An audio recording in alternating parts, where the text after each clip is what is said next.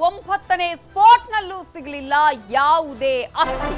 ಕುತೂಹಲ ಮೂಡಿಸಿದ ಸ್ಪಾಟ್ ಅಲ್ಲಿ ಏನಂದ್ರೆ ಏನೂ ಸಿಗ್ಲಿಲ್ಲ. 9ನೇ ಸ್ಪಾಟ್ ಅನ್ನ ಇದೀಗ ಆ ಗುಂಡಿ ತೆಗೆದಿದ್ರಲ್ಲ ಅದನ್ನ ಮುಚ್ಚುತ್ತಾ ಇದ್ದಾರೆ ಸಿಬ್ಬಂದಿ. ಈಗಾಗಲೇ 9ರಿಂದ 13ರ ಸ್ಪಾಟ್ ಒಳಗೆ ನೀವು ಉತ್ಖನನ ಕಾರ್ಯ ಮಾಡಿ ಅಂತ ಹೇಳಿ ಮೊದಲ ದಿನದಿಂದಲೂ ಕೂಡ ಬೇಡಿಕೆಯನ್ನ ಇಟ್ಟಿದ್ದ ಅನಾಮಿಕ ದೂರುದಾರ ವ್ಯಕ್ತಿ. ಆದ್ರೆ 9ನೇ ಸ್ಪಾಟ್ ಬಹಳ ಕುತೂಹಲಕ್ಕೆ ಕಾರಣ ಆಗಿತ್ತು. ಆದ್ರೆ ಆ ಸ್ಪಾಟ್ ನಲ್ಲೂ ಏನೂ ಸಿಗ್ಲಿಲ್ಲ. 9ನೇ ಸ್ಪಾಟ್ ಅನ್ನ ಈಗ ಅಗೆದಿದ್ರಲ್ಲ ಅದರ ಗುಂಡಿಯನ್ನ ಮುಚ್ಚುತ್ತಾ ಇದ್ದಾರೆ ಸಿಬ್ಬಂದಿ. ಸದ್ಯ ಊಟವನ್ನ ಮುಗಿಸಿ ಮತ್ತೆ ಉತ್ಖನನ ಕಾರ್ಯ ಆರಂಭ ಆಗತ್ತೆ. ಇದೀಗ 9ನೇ ಸ್ಪಾಟ್ ಮುಗಿದಿದೆ. 10ನೇ ಸ್ಪಾಟ್ ನಲ್ಲಿ ಊಟ ಆದ ನಂತರ ಉತ್ಖನನ ಕಾರ್ಯವನ್ನ ಆರಂಭ ಮಾಡ್ತಾರೆ. ಅಲ್ಲಿ ಶೋಧವನ್ನ ನಡೆಸಲಿದ್ದಾರೆ. ಈಗಾಗಲೇ ಈ ಒಂದು 10ನೇ ಸ್ಪಾಟ್ ನಲ್ಲಿ ಶೋಧವನ್ನ ಆರಂಭ ಮಾಡೋದಕ್ಕೆ ಸಿಬ್ಬಂದಿ ಕೂಡ ಎಲ್ಲಾ ತಯಾರಿಯನ್ನ ಮಾಡಿಕೊಂಡಿದ್ದಾರೆ. ತೀವ್ರ ಕುತೂಹಲ ಮೂಡಿಸಿದ್ದ ಸ್ಪಾಟ್ ನಂಬರ್ 9 ಈಗ ಮೊದಲ ದಿನದಿಂದಲೂ ಕೂಡ ಈತ ಹೇಳಿದ ಹಾಗೆ ಸಾಕಷ್ಟು ಕುತೂಹಲ ಇತ್ತು. ಯಾವ್ಯಾವ ಸ್ಪಾಟ್ಗಳಲ್ಲಿ ಏನೇನ್ ಸಿಗುತ್ತೆ ಅನ್ನುವಂತಹ ಕುತೂಹಲ ಎಲ್ಲರಲ್ಲೂ ಇತ್ತು. ಅದೇ ರೀತಿಯಾಗಿ 1ರಿಂದ 5ನೇ ಸ್ಪಾಟ್ ವರೆಗೂ ಏನೂ ಸಿಕ್ಕಿಲ್ಲ. 6ನೇ ಸ್ಪಾಟ್ ನಲ್ಲಿ ತಲೆಬುರುಡೆಯ ಚೂರು ಹಾಗೆ 27 ಮೂಳೆಗಳು ಸಿಕ್ಕಿದ್ವು. ಅದನ್ನ FSLಗೆ ಈಗಾಗಲೇ ಕಳುಹಿಸಲಾಗಿದೆ. ಆದ್ರೆ ಆತನೇ ಹೇಳಿದ ಹಾಗೆ 9ನೇ ಸ್ಪಾಟ್ ಬಹಳ ಕುತೂಹಲಕ್ಕೆ ಕಾರಣ ಆಗಿತ್ತು. ಕಾರಣ 9ರಿಂದ 13ರವರೆಗೆ ಈ ಒಂದು ಸ್ಪಾಟ್ ಅನ್ನೇ ಮೊದಲ ಉತ್ಖನನ ಕಾರ್ಯ ಮಾಡಿ ಅಂತ ಹೇಳಿ ಆತ ಬೇಡಿಕೆಯನ್ನ ಇಟ್ಟಿದ್ದ. ಆದ್ರೆ AC ಸ್ಟೆಲ್ಲಾ ವರ್ಗೀಸ್ ಅವರು ಯಾವುದೇ ಕಾರಣಕ್ಕೂ ಹಾಗೆ ಮಾಡೋದಕ್ಕಾಗೋದಿಲ್ಲ, 1ರಿಂದನೇ ಸೀರಿಯಲ್ ಪ್ರಕಾರವಾಗಿಯೇ ನಾವು ಒಂದೊಂದೇ ಗುಂಡಿಯನ್ನ ಉತ್ಖನನ ಮಾಡೋಣ, ಅಗೆಯೋಣ ಅಂತ ಹೇಳಿ ನಿರ್ದೇಶನವನ್ನ ಕೊಟ್ಟಿದ್ರು. ಆ ನಿರ್ದೇಶನದ ರೀತಿಯಲ್ಲೇ ಒಂದೊಂದೇ ಪಾಯಿಂಟ್ಗಳನ್ನ ಉತ್ಖನನ ಮಾಡಲಾಗ್ತಾ ಇತ್ತು. ಕಳೆದ 5 ದಿನಗಳಿಂದ ನಿರಂತರವಾಗಿ ಉತ್ಖನನ ಕಾರ್ಯ ಮಾಡಲಾಗ್ತಾ ಇದೆ. ಅವೆಲ್ಲದರ ಮಧ್ಯೆ ನಿನ್ನೆ ನೈಟಿನ ಒಂದಷ್ಟು ಹೈಡ್ರಾಮಾ ಕೂಡ ನಡೆದಿದ್ದನ್ನು ನಾವಿಲ್ಲಿ ಗಮನಿಸಬಹುದು. ಆದ್ರೆ ಅದ್ಯಾವುದಕ್ಕೂ ತಲೆ ಕೆಡಿಸಿಕೊಳ್ಳದ SIT ಅಧಿಕಾರಿಗಳು ನಿರಂತರವಾಗಿ ಪ್ರಾಮಾಣಿಕವಾಗಿ ಇದೀಗ ಈ ಒಂದು ಉತ್ಖನನ ಕಾರ್ಯವನ್ನ ತನಿಖೆಯನ್ನ ನಡೆಸ್ತಾ ಇದ್ದಾರೆ. ಯಾವುದೇ ರೀತಿಯಲ್ಲೂ ಲೋಪ ಆಗದ ಹಾಗೆ ಎಲ್ಲ ಮುನ್ನೆಚ್ಚರಿಕಾ ಕ್ರಮಗಳನ್ನು ತೆಗೆದುಕೊಳ್ತಿದ್ದಾರೆ. ಇದು ರೋಡ್ ಸೈಡ್ ಅಲ್ಲಿ ಇರುವಂತದ್ದು. ಅದೇ ಕಾರಣಕ್ಕಾಗಿ ರೋಡ್ ಬದಿಯಲ್ಲಿ ಇರುವಂತಹ ಈ ಒಂದು ಮಾರ್ಕ್ ಇದೆಯಲ್ಲ, ಪಾಯಿಂಟ್ ನಂಬರ್ 9, ಆತನೇ ಅನಾಮಿಕ ತೋರಿಸಂತಹ ಪಾಯಿಂಟ್ ನಂಬರ್ 9 ಅಲ್ಲಿ ಬೆಳಗ್ಗಿನಿಂದಲೂ ಕೂಡ ಉತ್ಖನನ ಕಾರ್ಯವನ್ನ ಮಾಡಿದ್ದಾರೆ. ಆದ್ರೆ ಇದೀಗ ಅಲ್ಲಿ ಏನೂ ಸಿಕ್ಕಿಲ್ಲ. ಯಾವುದೇ ಮೂಳೆ ಆಗಿರ್ಬೋದು, ಅಸ್ಥಿಪಂಜರದ ಅವಶೇಷಗಳಾಗಿರ್ಬೋದು, ತಲೆಬುರುಡೆ ಆಗಿರ್ಬೋದು, ಏನು ಅಂದ್ರೆ ಏನು ಸಿಕ್ಕಿಲ್ಲ. ಈ ಹಿನ್ನೆಲೆಯಲ್ಲಿ ಇದೀಗ ಆ ಸ್ಪಾಟ್ ಅಲ್ಲಿ ಏನು ಗುಂಡಿಯನ್ನ ಅಗೆದಿದ್ರಲ್ಲ ಅದನ್ನ ಮತ್ತೆ ಮುಚ್ಚುವ ಕೆಲಸವನ್ನ ಸಿಬ್ಬಂದಿಗಳು ಮಾಡ್ತಾ ಇದ್ದಾರೆ. ಆ ಒಂದು ಕೆಲಸದಲ್ಲಿ ಈಗ ಸಿಬ್ಬಂದಿಗಳು ನಿರತರಾಗಿರೋದು ದೃಶ್ಯಗಳಲ್ಲೂ ಕೂಡ ನಾವು ನಿಮ್ಗೆ ತೋರಿಸ್ತಾ ಇದ್ವಿ. ಇದು ಸ್ಪಾಟ್ ನಂಬರ್ 9. ಆತ ಹೇಳಿದ ಹಾಗೆ ಮರದ ಅಡಿಯಲ್ಲಿ ಅಂದ್ರೆ ಆ ಭಾಗ ಏನು ಅಲ್ಲೆಲ್ಲ ಸಾಕಷ್ಟು ಮರಗಳಿದೆ. ಇದು ರೋಡ್ ಬದಿ, ಆ ಒಂದು ಉಜಿರೆಗೆ ಹೋಗುವಂತಹ ರೋಡ್ ಸೈಡ್ ಅಲ್ಲಿ ಇದೀಗ ಆ ಸ್ಪಾಟ್ ಅನ್ನ ಆತ ಗುರುತಿಸಿದ್ದ. ಅಲ್ಲೇ ನಾನು ಶವಗಳನ್ನ ಹೂತಿದ್ದೀನಿ ಅಂತ ಹೇಳಿ ಅಲ್ಲಿ 9ರಿಂದ 13ರವರೆಗೂ ಕೂಡ ಆ ಸ್ಪಾಟ್ಗಳನ್ನ ಏನು ಆತ ಗುರುತಿಸಿದ್ದಾನೆ ಅವೆಲ್ಲವೂ ಕೂಡ 10 ಮೀಟರ್ ಅಂತರದಲ್ಲಿ ಇರುವಂತಹ ಸ್ಪಾಟ್ಗಳಾಗಿದೆ. ಹಾಗಾಗಿ ಅಲ್ಲಿ ಉತ್ಖನನ ಕಾರ್ಯವನ್ನ ಮಾಡಬೇಕಾದ್ರೆ ಎಲ್ಲಾ ರೀತಿಯ ಸಿದ್ಧತೆಗಳನ್ನ ಕೂಡ ಅಲ್ಲಿ ಅಧಿಕಾರಿಗಳು ಮಾಡ್ಕೊಂಡಿದ್ರು. ಒಂದು ಅದು ರಸ್ತೆ ಬದಿ ಅನ್ನುವಂಥದ್ದು, ಮತ್ತೊಂದು ಕಡೆ ಆತನೇ ಹೇಳಿದ ಹಾಗೆ ಈ ಒಂದು ಸ್ಪಾಟ್ಗಳು ಬಹಳ ಇಂಪಾರ್ಟೆಂಟ್ ಅನ್ನುವಂತಹ ವಿಚಾರವನ್ನ ಹೇಳ್ತಿದ್ದ. ಸಾಕಷ್ಟು ಆತ್ಮವಿಶ್ವಾಸವನ್ನ ಇಟ್ಟುಕೊಂಡಿದ್ದ ಈ ಸ್ಪಾಟ್ಗಳಲ್ಲಿ ಆತ.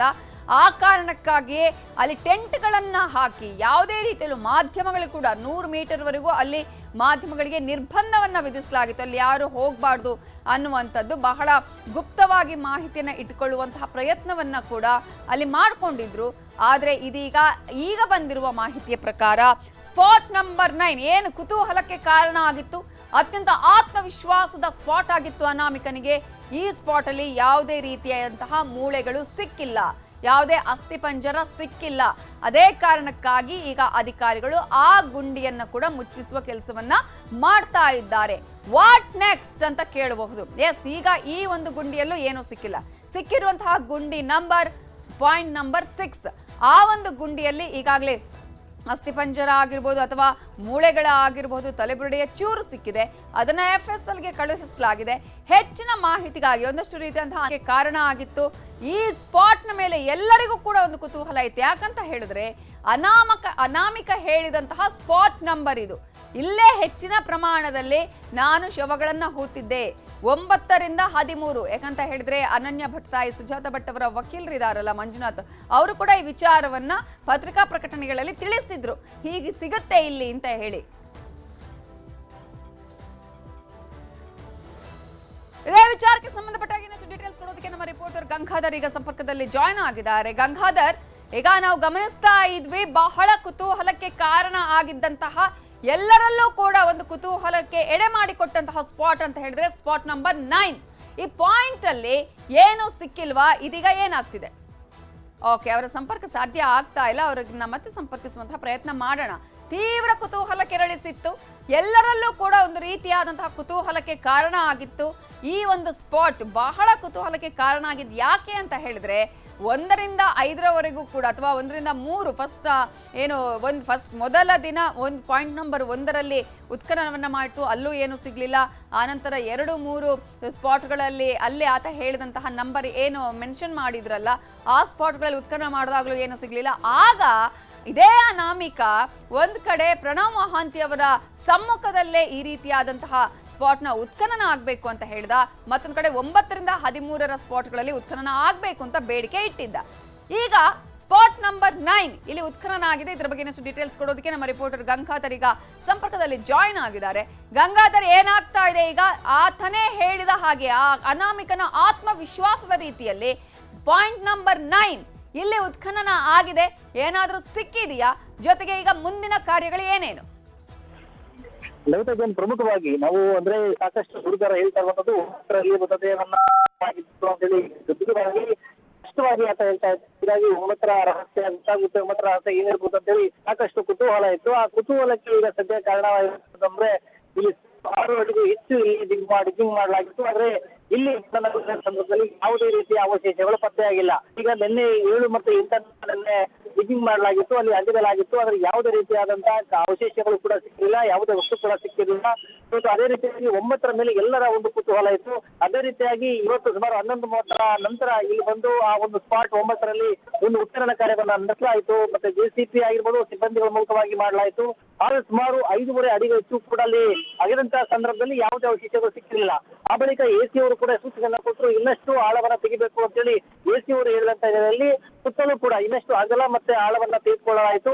ಸುಮಾರು 6 ಅಡಿಗೂ ಹೆಚ್ಚು ಡಿಗ್ಗಿಂಗ್ ಮಾಡಲಾದಂತಹ ಸಂದರ್ಭದಲ್ಲಿ ಅವಶೇಷಗಳು ಏನು ಕೂಡ ಸಿಕ್ಕಿಲ್ಲ. ಸದ್ಯದ ಮಟ್ಟಿಗೆ ಈಗ ದೂರುದಾರ ಆಗಿರ್ಬೋದು, ಅವರು SSL ಟೀಮ್ ಆಗಿರ್ಬೋದು, ಸೋಕೋ ಟೀಮ್ ಆಗಿರ್ಬೋದು, ಎಲ್ಲರನ್ನು ಕೂಡ ಈಗ ಸದ್ಯ ಊಟಕ್ಕೆ ಅವರನ್ನ ಹೋಗಿರುವಂತದ್ದು ಇಲ್ಲಿ ತೋರಿಸಿದ್ದಾನೆ. ಏನಾದ್ರೆ ದೂರುದಾರ ಹೇಳಿದಾನೆ, ಆತನೇ ಹೇಳಿರುವಂತ ರೀತಿಯಲ್ಲಿ ಅದೇ ಸ್ಥಳದಲ್ಲಿ ಅಗ್ದಿರುವಂತದ್ದು, ಸುತ್ತಮುತ್ತ ಕೂಡ ತೋರಿಸಿರುವಂತಹ ಜಾಗ, ಆ ಜಾಗದಲ್ಲಿ ಅಗೆದಿರುವಂತದ್ದು. ಈಗ ಅಲ್ಲಿ ಯಾವುದೇ ರೀತಿಯಾದಂತ ಈಗ ವಸ್ತುಗಳು ಕೂಡ ಇಲ್ಲ. ಈಗ ನೆಕ್ಸ್ಟ್ ಅಂತಂದ್ರೆ ನೆಕ್ಸ್ಟ್ ಮಾರ್ಕಿಂಗ್ ಮಾಡುವಂತ ಜಾಗ ಈಗ 10ಕ್ಕೆ ಹೊತ್ತಲ್ಲಿ ಹೋಗ್ತಾರೆ. ಅದಕ್ಕೂ ಮೊದಲು ಈಗ ಊಟವನ್ನ ಮಾಡ್ಕೊಳ್ಳುವಂತ ನಿಟ್ಟಿನಲ್ಲಿ ಈಗ ಮುಂದಾಗಿರುವಂತದ್ದು. ಬಹುತೇಕವಾಗಿ ಸ್ನಾನಘಟ್ಟದ ಆ ಜಾಗದಲ್ಲಿ ಅವರಿಗೆ ಊಟದ ಒಂದು ವ್ಯವಸ್ಥೆಯನ್ನ ಮಾಡ್ತಾರೆ. ಅಲ್ಲಿ ಊಟವನ್ನ ಮಾಡ್ಕೊಂಡು ಬಂದ ನಂತರ ಒಂದು ಸ್ಪಾಟ್ 10ರಲ್ಲಿ, ಯಾಕಂದ್ರೆ 9ರ ಪಕ್ಕದಲ್ಲಿ ಕೇವಲ ದೂರದಲ್ಲೇ ಸ್ಪಾಟ್ ಹೋಗೋದು.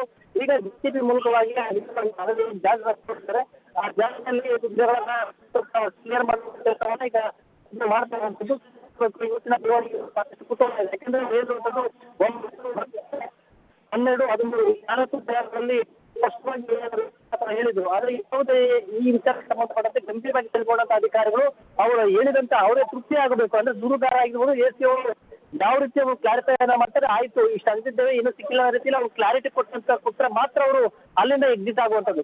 ಈಗ ಗುಂಡಿನ ತೆಗೆದು ಅದೆಲ್ಲವೂ ಕೂಡ ಕ್ಲೋಸ್ ಮಾಡಿದ್ದಾರೆ, ವಿಡಿಯೋಗ್ರಫಿ ಮಾಡಲಾಗಿದೆ, ಹಾಜರು ಮಾಡಲಾಗಿದೆ. ಈಗ ಅದನ್ನು ಮುಗಿಸಿ ಈಗ ಸ್ಪಾಟ್ 10ಕ್ಕೆ ಬಂದಿದ್ದಾರೆ. ಈಗ ಸ್ಪಾಟ್ 10ರ ರಹಸ್ಯ ಏನು ಸಿಗುತ್ತೆ ಅನ್ನೋದು ಕೂಡ ನೋಡ್ಬೇಕು. ಈಗ 10ರಲ್ಲಿ ಕೂಡ ನೋಡ್ಬೇಕಾಗುತ್ತೆ. ಆದ್ರೆ ಸಾಕಷ್ಟು ಒಂದು ಬಿಗಿ ಭದ್ರತೆಯನ್ನ ಇಲ್ಲಿ ಪೊಲೀಸರು ಕೈಗೊಂಡಿದ್ದಾರೆ. ಏನು ಸಿಗುತ್ತೆ ಏನಿಲ್ಲ ನಿಟ್ಟಿನಲ್ಲಿ ಅವರು ಕೂಡ ಕಾರ್ಯಾಚರಣೆಯನ್ನ ನಡೆಸ್ತಾ ಇರುವಂತದ್ದು. ಈಗ ಸದ್ಯದ ಮಟ್ಟಿಗೆ ಸ್ಪಾಟ್ 10ರಲ್ಲಿ ಈಗ ಅವ್ರು ಊಟ ಮಾಡೋಕ್ಕೂ ಬಂದ ನಂತರ ವಿಚಾರದಲ್ಲಿ ಸ್ಪಾಟ್ 10ರಲ್ಲಿ ಗಿಡಗಳೇನಿತ್ತು ಪದೇ ಬೆಳ್ಕೊಂಡಿದೆ, ಆ ಜಾಗವನ್ನ ಕ್ಲಿಯರ್ ಮಾಡ್ಕೊಳ್ಳುವಂತ ಕೆಲಸವನ್ನ ಮಾಡ್ತಾ ಇದ್ದಾರೆ. ಯಾಕಂದ್ರೆ ಸುಮಾರು ಒಂದು 10 ಅಡಿಗೂ ಹೆಚ್ಚು ಗಿಡಗಳು ಬೆಳ್ಕೊಂಡಿದೆ, ಅದೆಲ್ಲ ಕ್ಲಿಯರ್ ಮಾಡ್ತಾರೆ. 6 ಅಡಿ ಉದ್ದವನ್ನ ತೆಗೆಯುವಂತ ಸ್ಥಿತಿಯಲ್ಲಿ ಈಗ ಅವರು ಮುಂದಾಗುವಂತದ್ದು. ಅಂದ್ರೆ ಸ್ಪಾಟ್ ಎಸ್, ಥ್ಯಾಂಕ್ ಯು ಗಂಗಾಧರ್ ವಾಗಟ ಡೀಟೇಲ್ಸ್ಗೆ. ಈಗಾಗಲೇ ನಮ್ಮ ಪ್ರತಿನಿಧಿಗಳು ಇಬ್ಬರು ಕೂಡ ಆ ಸ್ಪಾಟ್ನಲ್ಲೇ ಇದ್ದಾರೆ, ಗಂಗಾಧರ್ ಹಾಗೆಯೇ ಕಿಶನ್ ಶೆಟ್ಟಿ ಅಲ್ಲಿನ ಸಂಪೂರ್ಣವಾದ ಮಾಹಿತಿಯನ್ನು ಕೊಡ್ತಾ ಇದ್ದಾರೆ.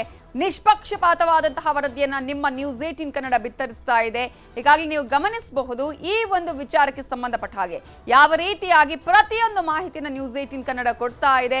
ಮೊನ್ನೆ ಸ್ಪಾಟ್ ನಂಬರ್ 6 ರಲ್ಲಿ ಸಿಕ್ಕಂತಹ ಅವಶೇಷ ಸಿಕ್ಕಂತಹ ಸಂದರ್ಭದಲ್ಲೂ ಕೂಡ ನಾವು ಪ್ರತಿಯೊಂದು ಮಾಹಿತಿಯನ್ನು ಕೊಟ್ಟು ಅದೇ ರೀತಿಯಾಗಿ ಇದೀಗ ಸ್ಪಾಟ್ ನಂಬರ್ 9 ಅಲ್ಲಿ ಏನು ಸಿಕ್ಕಿಲ್ಲ, ಇದೀಗ ಸ್ಪಾಟ್ ನಂಬರ್ 10 ಅನಾಮಿಕಾ ಹೇಳಿದಂತಹ ಸ್ಪಾಟ್ ನಂಬರ್ 10 ನಲ್ಲಿ ಏನಾದರೂ ಸಿಗುತ್ತಾ ಅನ್ನುವಂತಹ ಕುತೂಹಲ ಈಗ ಇದೆ.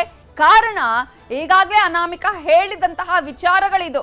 ಇವೆಲ್ಲವೂ ಕೂಡ ಆತ ಏನ್ ಹೇಳ್ದ, ಸ್ಪಾಟ್ ನಂಬರ್ 9 ರಿಂದ 13ರವರೆಗೆ ಅಲ್ಲಿ ಖಂಡಿತವಾಗ್ಲೂ ಶವ ಸಿಗುತ್ತೆ ಅಥವಾ ಅಲ್ಲಿ ಅಸ್ಥಿ ಸಿಗುತ್ತೆ ಅನ್ನುವಂತಹ ವಿಚಾರವನ್ನ ಆತ ಹೇಳ್ಕೊಂಡಿದ್ದ. ಆತನ ನಂಬಿಕೆ, ಆತನ ವಿಶ್ವಾಸ ಇತ್ತು. ಆ ಆತ್ಮವಿಶ್ವಾಸದ ರೀತಿಯಲ್ಲೇ ಇವತ್ತು ಉತ್ಖನನ ಕಾರ್ಯವನ್ನ ಮಾಡಲಾಗಿದೆ. ಉತ್ಖನನ ಕಾರ್ಯದಲ್ಲಿ ಈಗಾಗಲೇ 5 ಅಡಿಗಿಂತಲೂ ಹೆಚ್ಚು ಆಳ ಅಗಲವನ್ನು ತೆಗೆದಿದ್ದಾರೆ. ಆದರೆ ಏನೂ ಕೂಡ ಸಿಕ್ಕಿಲ್ಲ. ಒಂದು ಚೂರು ಕೂಡ ಅದಕ್ಕೆ ಸಂಬಂಧಪಟ್ಟ ಹಾಗೆ ಸುಳಿವನ್ನ ಸಿಕ್ಕಿಲ್ಲ ಅಲ್ಲಿ. ಆ ಕಾರಣಕ್ಕಾಗಿ ಆತನ ಮಾಹಿತಿಯನ್ನೇ ಪಡೆದುಕೊಂಡು ಆ ನಂತರ ಇದೀಗ ಕೇಳಿ ಆ ಗುಂಡಿಯನ್ನ ಮುಚ್ಚುವಂತಹ ಕೆಲಸವನ್ನ ಕೂಡ ಮಾಡಲಾಗ್ತಾ ಇದೆ. ಈಗ ಮುಂದಿನ ಸ್ಪಾಟ್ ಆತನೇ ಹೇಳಿದಂತಹ, ಆತನೇ ಗುರುತಿಸಿದಂತಹ ಪಾಯಿಂಟ್ ನಂಬರ್ 10ನೇ ಸ್ಪಾಟ್ ನಲ್ಲಿ ಈಗ ಅಗೆಯುವ ಕೆಲಸ ಆಗತ್ತೆ. ಉತ್ಖನನ ಕಾರ್ಯವನ್ನ ಮಾಡಲಾಗತ್ತೆ. ಆ ಸಂದರ್ಭದಲ್ಲಿ ಏನಾದರೂ ಸಿಗುತ್ತಾ ಅನ್ನುವ ಕುತೂಹಲ ಇದೆ. ತೀವ್ರ ಕುತೂಹಲಕ್ಕೂ ಕೂಡ ಕಾರಣ ಆಗಿತ್ತು ಸ್ಪಾಟ್ ನಂಬರ್ 9ನೇ ಸ್ಪಾಟ್ ನ ಗುಂಡಿಯನ್ನ ಇದೀಗ ಮುಚ್ಚುತ್ತಾ ಇದ್ದಾರೆ ಸಿಬ್ಬಂದಿ. ಇನ್ನು 10ನೇ ಸ್ಪಾಟ್ ನಲ್ಲಿ ಶೋಧವನ್ನ ನಡೆಸಲಿದ್ದಾರೆ. ಧರ್ಮಸ್ಥಳದಲ್ಲಿ 100 ಶವಗಳನ್ನ ಹೂತಿಟ್ಟಿದ್ದೀನಿ ಅನ್ನುವಂತಹ ಈ ಒಂದು ಪ್ರಕರಣಕ್ಕೆ ಸಂಬಂಧಪಟ್ಟ ಹಾಗೆ ಅನಾಮಿಕಾ ಕೊಟ್ಟ ದೂರಿನ ರೀತಿಯಲ್ಲೇ ವಿಚಾರಣೆಯನ್ನ ನಡೆಸಿ ಮಹಜರನ್ನ ನಡೆಸಿ ಈಗಾಗಲೇ 5ನೇ ದಿನದ ಉತ್ಖನನ ಕಾರ್ಯವನ್ನ ನಡೆಸಲಾಗ್ತಾ ಇದೆ.